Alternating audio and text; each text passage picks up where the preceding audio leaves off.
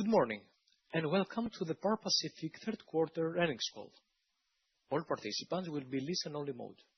Should you need assistance, please signal a conference specialist by pressing star key followed by 0. After today's presentation, there will be an opportunity to ask questions. To ask a question, you may press star and 1 on your telephone keypad. To withdraw your question, please press star and 2. I would now like to turn the conference over to Ashimi Vider, Vice President of Investor Relations. Please go ahead. Thank you, George. Welcome to PARR Pacific's third quarter earnings conference call. Joining me today are Will Monteleone, President and Chief Executive Officer, Richard Creamer, EVP of Refining and Logistics, and Shawn Flores, SVP and Chief Financial Officer. Before we begin, note that our comments today may include forward-looking statements. Any forward-looking statements are subject to change and are not guarantees of future performance or events. They are subject to risks and uncertainties, and actual results may differ materially from these forward-looking statements. Accordingly, investors should not place undue reliance on forward-looking statements, and we disclaim any obligation to update or revise them. I refer you to our investor presentation on our website and to our filings with the SEC for non-GAAP reconciliations and additional information. I'll now turn the call over to our President and Chief Executive Officer, Will Monteleone. Thank you, Ashimi, and good morning, everyone. We are pleased to announce strong third quarter operating and financial results. The organization fired on all cylinders as we safely and reliably throughput a near record 198,000 barrels per day, maximized logistics system utilization, and delivered above industry trend retail results. This crisp commercial and operational execution drove core financial results of $170 million and $2.10 in adjusted EBITDA and adjusted EPS, respectively. In addition, we captured the benefit of small refinery exemptions, resulting in an earnings boost of approximately $200 million. In total, third quarter adjusted EBITDA was $372 million, and adjusted net income was $5.95 per share. As we enter November, we are optimistic about the market outlook. Product margins are rallying in response to tight fundamental supply and demand balances and heightened geopolitical disruptions. Our fourth quarter combined index averaged $15.55 per barrel in October, up from the third quarter. While we typically expect fourth quarter seasonal market conditions to taper off due to lower gasoline margins, our distillate production orientation is lifting our combined index. The retail business continues to deliver exceptional results, reflecting encouraging trends from improved focus on inside sales and gross margin. In particular, we're seeing improving food top and bottom line results. Quarterly same-store fuel and in-store revenue increased by 1.8% and 0.9% compared to the third quarter of 2024. Looking forward, our development pipeline is expanding, with the recent groundbreaking on our second new-to-industry store in the Pacific Northwest and an expanding list of attractive redevelopment or new-to-industry opportunities in Hawaii. We've made considerable progress on our key strategic objectives this year. In Montana, we're pleased with a strong third quarter result, reflected both by record quarterly throughput and OPEX per barrel under our ownership. As throughput increases, we're quickly debottlenecking new constraints. Like our other acquisitions, we have developed an attractive list of low-capital, high-return projects that will allow us to increase the mid-cycle earnings power of the Billings asset from our original expectations. These projects focus on improved logistics flexibility and efficiency, lighter crude processing, expanded hydrotreating capacity, and enhanced jet and diesel production capabilities. The Hawaii SAF project continues to progress towards startup. We've achieved mechanical completion and startup of the pretreatment unit and are encouraged by the early results. Focus has turned towards completing construction of the remaining reactors and associated systems. We are targeting mechanical completion by the late fourth quarter and startup shortly thereafter. We are also pleased to announce the closing of the Hawaii Renewables joint venture with Mitsubishi and INEOS in late October. We've received $100 million in proceeds and are excited by the prospects of this newly formed partnership. Our balance sheet continues to strengthen, and we expect further improvement as we convert this quarter's strong earnings to cash and record the inflow associated with the Hawaii SAF joint venture. The combination of our strong financial position, and solid operating momentum positions us to pursue growth and continue opportunistic share repurchases. I'll now turn the call over to Richard to discuss refining and logistics operations. Thank you, Will. Third quarter combined throughput was a strong 198,000 barrels per day, reflecting exceptional performance across all of our locations. We also achieved a new record low in refining production costs at $6.13 per barrel. In Hawaii, throughput was 82,000 barrels per day. In September, the team set a new monthly throughput record of nearly 90,000 barrels per day, partially offsetting crude delivery delays that occurred in July. Production costs were $4.66 per barrel. Washington throughput was 39,000 barrels per day and production costs were $4.31 per barrel. Washington continues to excel in reliability and efficiency, capturing the benefits of a strong market environment. Shifting to Wyoming, throughput was 19,000 barrels per day and production costs were $8.11 per barrel. The strong operating results and return to normalized production costs are reflective of the Wyoming team's execution and resilience to operational challenges earlier this year. Finally, in Montana, third quarter throughput was a record high 58,000 barrels per day and production costs were a record low at $8.76 per barrel. This quarter's performance is an example of the Billings refinery potential. Effective reliability investment and the team's strong execution is yielding operational and cultural benefits that are consistent with our acquisition objectives. In the fourth quarter, we do anticipate lower throughput and increased costs associated with routine coker maintenance. Looking further into the fourth quarter, we expect system-wide throughput between 184,000 and 193,000 barrels per day. Hawaii throughput is expected between 84,000 and 87,000 barrels per day, and Washington between 35,000 and 37,000. Wyoming is forecast to be between 15,000 and 16,000 barrels per day, and Montana between 50,000 and 53,000. Both are reflective of seasonal market demand conditions. In Washington, lower Q4 throughput guidance reflects crude unit inefficiencies that will be addressed during the Q1 2026 planned outage. I'll now turn the call over to Sean to cover our financial results. Thank you, Richard. Third quarter adjusted EBITDA and adjusted earnings were $372 million and $303 million, or $5.95 per share. The refining segment generated adjusted EBITDA of $338 million compared to $108 million in the second quarter. Third quarter results included $203 million gain associated with the full and partial small refinery exemptions granted for the 2019 through 2024 compliance periods. This gain reflects the expected cash benefit based on September 30 RIN prices and is included in our adjusted results since the related obligations were expensed in prior periods.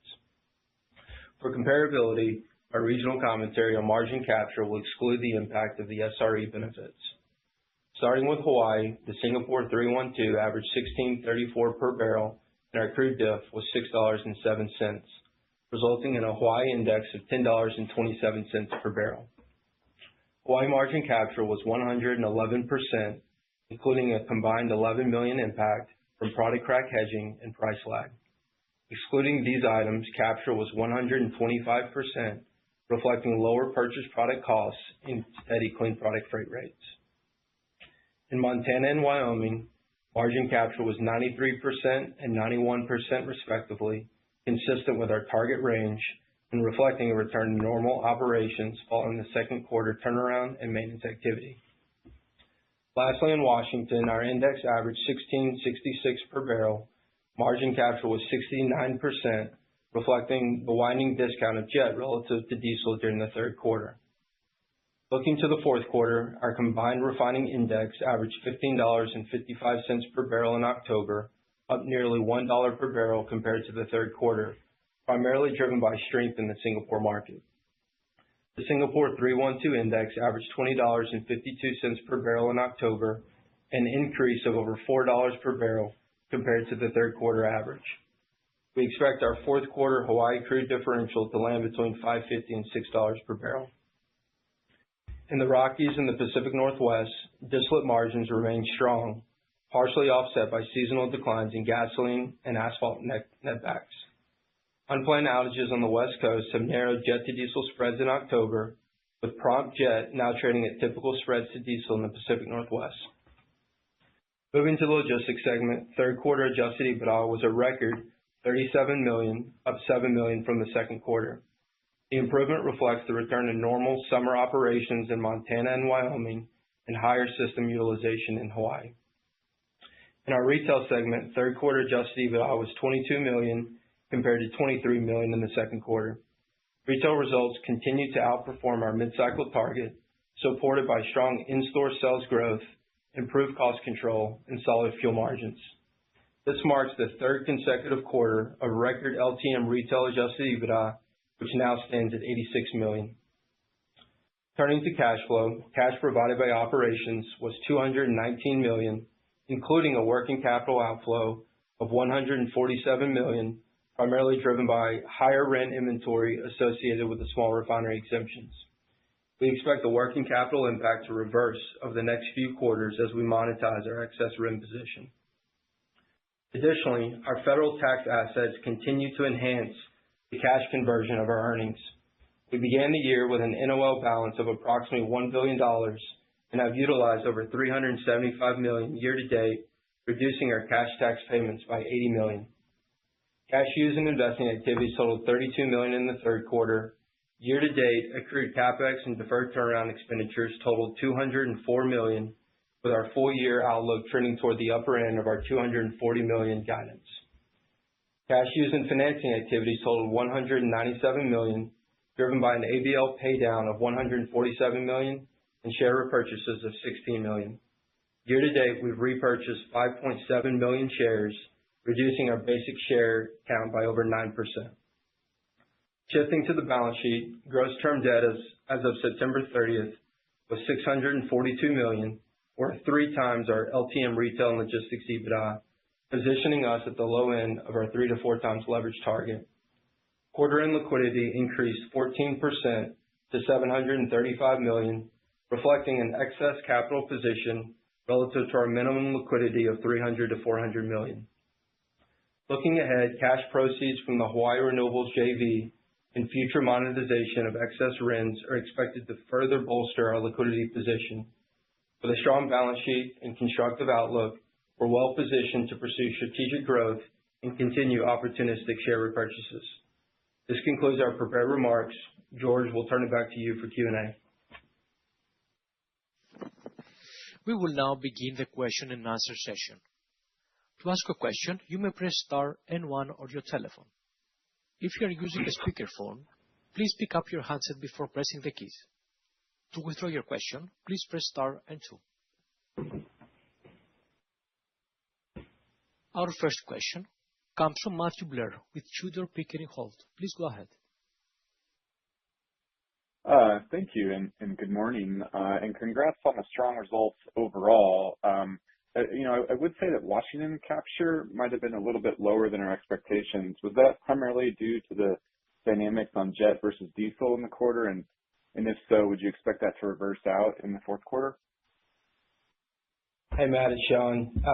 That's correct. We sell a fair amount of jet fuel out of our Tacoma facility.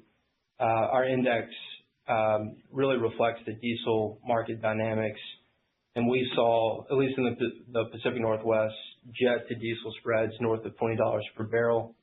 And as I mentioned in my prepared remarks, this spread is now compressed down to more typical levels. I think this morning it's trading $4 to $5 per barrel discount to diesel. So we estimated that was about a 15% capture impact to Q3.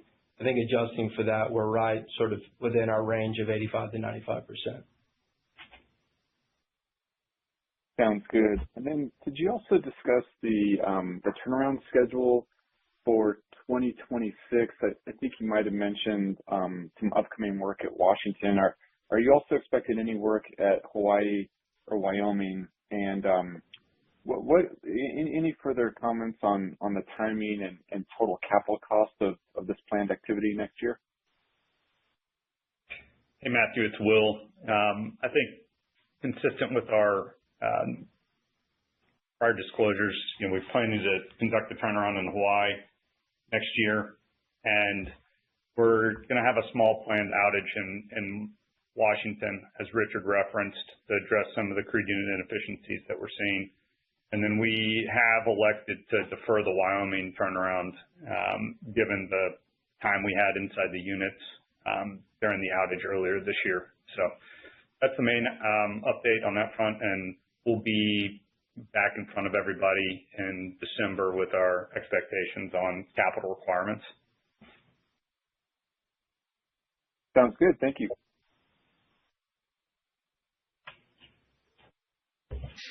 Our next question comes from Ryan Todd with Piper Sandler. Please go ahead. Okay, thanks. Maybe one first on cash. You should see a significant influx in cash over the next few quarters in the form of the payment from the JV and the reversal of the 3Q working capital headwind as you monetize the RINs from the SREs. And that's on top of the organic free cash flow that you're generating. During the third quarter, you were more active strengthening the balance sheet compared to share buybacks. How should we think about your priorities for the use of all this cash going forward? Sure, Ryan, it's Will. You're correct. I mean, I think our balance sheet is improving quickly and is in good a shape as I've seen it. And again, I think that really positions us to both pursue growth as well as consider and weigh that against our share repurchase opportunity. And so I'd say over the near term, we're focused on completing the construction on the Hawaii Renewables project. And then as we kind of look into the future, we're looking at projects that can propel the Montana business mid-cycle EBITDA generation higher. So we see a mix of flow capital and high return in-plant projects, as well as some enhanced logistics capabilities and market access opportunities that we see as most attractive in that area. And I would say, as always, we'll weigh that against the opportunity to repurchase shares. And I think given our capital position, we can really do all of the above. Great. Thank you. And then maybe just a follow-up to some of your comments earlier. I mean, you're seeing quite a bit of strength in the Singapore margin environment. Can you maybe talk about what you're seeing there in terms of drivers, sustainability of that strength, and how you think about the sustainability outlook there at the Hawaii refinery? Sure. Yeah, you're correct, Ryan. I think, we're seeing the Singapore margin environment at levels that would be almost consistent with, call it, the third quarter of 2023.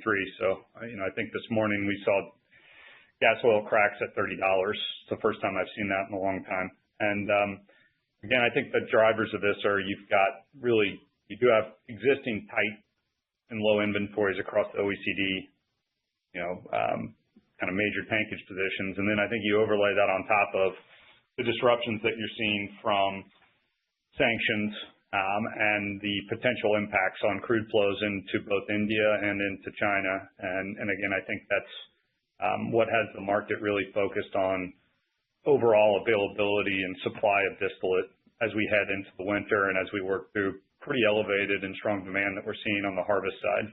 So I think those are the key things that we're seeing. And again, it is a strong backdrop, particularly for our distillate-oriented refineries. Sure. Thank you. As a reminder, if you wish to register for a question, you may press star and 1. Our next question comes from Alexa Patrick with Goldman Sachs. Please go ahead. Good morning, team, and thank you for taking our question. Wanted to ask, can you provide some color on early thoughts on how Q4 is shaping out? How should we think about captures quarter over quarter? You talked a little about the jet diesel differential, but maybe if you could expand on some of the moving pieces. Hey, Alexa, it's Sean. Yeah, I think the refining index overall, as we mentioned, at $15.55 per barrel is up relative to the Q3. Would expect some seasonal dynamics to take hold as we get into the latter half of the quarter, particularly in the Rockies, as it relates to gasoline and asphalt netbacks. But as far as capture, I'll maybe just tick through the different regions. In Hawaii, our guidance is still around that 110% capture level. I think when you look over the last 2 to 3 years, we've averaged between 110 and 120%. And the elevated capture has really been linked to the elevated clean product freight rates, and we haven't really seen that change. So I think the one thing I'd call out in Hawaii is we do have a small crack hedge book position. We typically layer that in 2 to 3 months in advance. And so like in Q3, I think it's fair to assume it's a marginal headwind going into Q4. But again, we typically only hedge about 15 to 25% of our Singapore exposure, so pretty minor impact in Hawaii. In Tacoma, our mid-cycle guidance continues to be in the 85 to 95% range. Should expect to see some favorable impacts on the jet to diesel dynamics, and partially offsetting those dynamics will be the asphalt netbacks worsening as you get into late November and December. I think Montana, Wyoming, the market conditions are strong. Diesel margins in particular north of $45 per barrel in the Upper Rockies. But again, I think as you get into December, would expect some seasonal dynamics to take hold. Okay, that's helpful. And then maybe to follow up, I mean, you guys have a high distillate yield relative to a lot of your peers. So curious, as we think about incremental heavy barrels entering the market, how are you thinking about distillate going forward, maybe relative to gasoline cracks, or I'll kind of turn it to you on how you're thinking about the products. Sure. Yeah, we're typically, in max diesel mode, I would say across the majority of our refineries, I would say max distillate mode. Pretty much 100% of the time. And again, that's been the case in each of the markets that we're serving. And I don't think we see a significant incentive to move to heavier barrels. And generally speaking, we're ensuring the crude we're buying have adequate amounts of intermediates to fill up our downstream processing units so we maximize the overall distillate yield. So I don't see any major changes. And in general, the average barrel in the world definitely continues to get lighter, given our complexity, configuration, and location. That tends to match up pretty well with what we do. Thank you. I'll turn it back. Our next question comes from Jason Gabelman with TD Cowen. Please go ahead. Yeah, hey, morning. Thanks for taking my questions. I wanted to ask about the RINs received from the small refinery exemptions. Are you going to pursue additional opportunities there for exemptions that you didn't receive in your refinery? Some of your peers have discussed trying to submit additional petitions for 2018 to 2024 on refineries they think should have received RINs. So wondering if you're going to do the same or if you're satisfied with the outcome.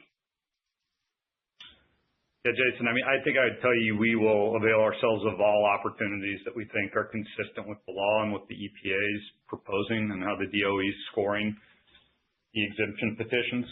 And again, we've spent significant time on this over the last 7 to 8 years, and I think have generally a good feel for how the EPA approaches and the DOE is approaching the scoring here. So I wouldn't point out anything that I think is material to us right now. I think there are probably some things where we'll see clarifications over time, but I don't think it's anything I'd point out as material.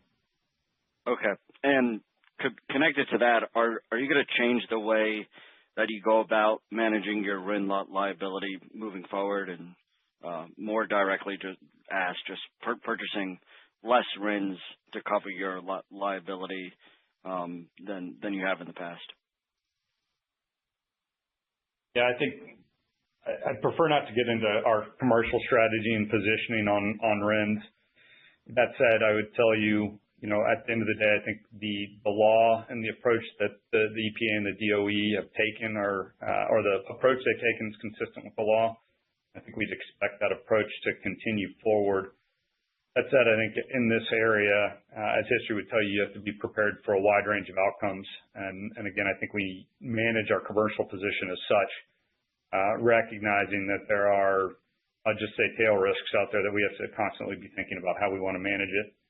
But I'd say our system gives us a fair amount of flexibility to ensure we can capture the benefit of the small refinery exemptions over time, and certainly see this as a benefit and consistent with the law.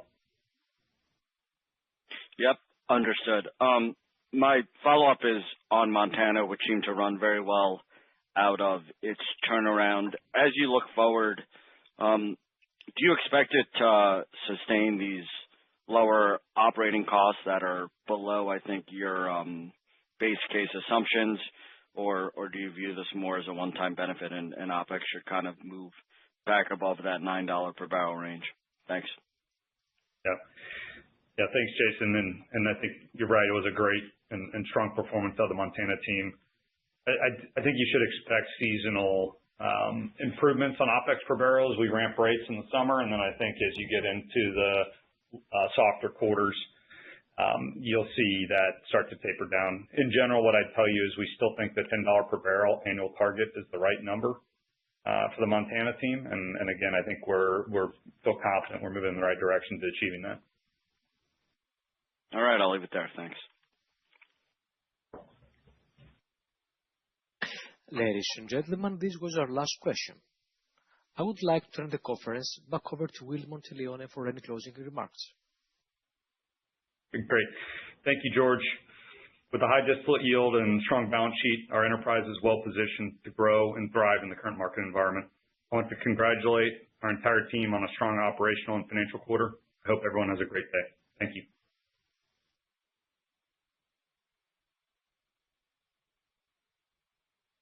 Ladies and gentlemen, the conference has now concluded. Thank you for attending today's presentation. You may now disconnect. Goodbye.